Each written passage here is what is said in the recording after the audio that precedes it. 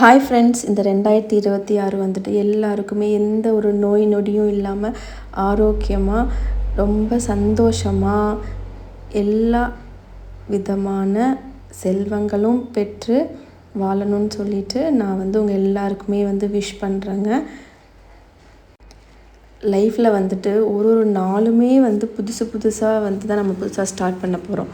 அப்படி இருக்கும்போது ஒரு வருஷமே நம்ம புதுசாக ஸ்டார்ட் பண்ணுறது அப்படிங்கிறது நிறைய ரெசல்யூஷன் வச்சுருப்போம். நிறையா இதெல்லாம் நம்ம கண்டிப்பாக ஃபாலோ பண்ணணும்.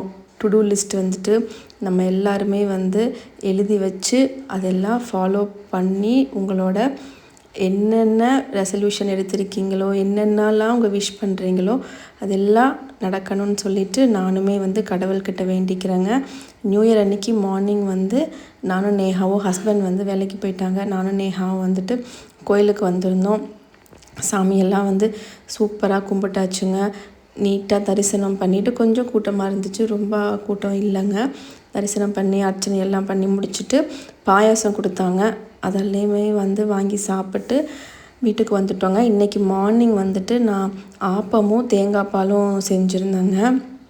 நல்லா சுட சுட ஆப்பத்தை சுட்டு தேங்காய் பால் மேலே ஊற்றி சாப்பிட்டேங்க. அதுக்கப்புறம் நேற்று நைட்டே நான் மீன் குழம்பு செஞ்சு வச்சுருந்தேங்க. அதாவது நியூ இயர் அன்றைக்கி முன்னாடி நாள் நைட்டு. ஸோ நான் என்ன பண்ணியிருந்தேன்னா, ஒரு ஆப்பத்தை சுட்டுட்டு மீன் குழம்பும் வச்சு சாப்பிட்டேன். மீனோட மண்டையும் வாலும் அதெல்லாம் மட்டும் போட்டு மீன் குழம்பு செஞ்சுருந்தாங்க. அப்புறமா ஃப்ரீசரில் மீன் பொரிச்சு வைக்கிறதுக்காக எடுத்து வச்சுருந்தேன்.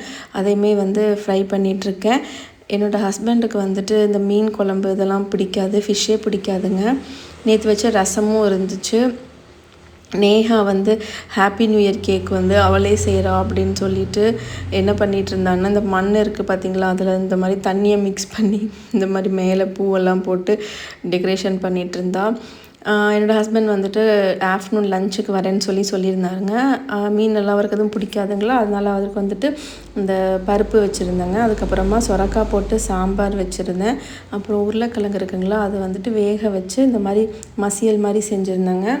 பப்படமும் பொரிச்சிட்டு அதுக்கப்புறம் சாப்பிட்டு கொஞ்ச நேரம் தூங்கி எழுந்திரிச்சிட்டு நியூ இயர் கேக்கெல்லாம் கட் பண்ணி எங்கள் நியூ இயர் இப்படி தான் போச்சு. உங்கள் நியூ இயர் எல்லாம் எப்படி போச்சுன்னு சொல்லிவிட்டு கமெண்ட்டில் சொல்லுங்கள். தேங்க்யூ ஃபார் வாட்சிங் மை சேனல்.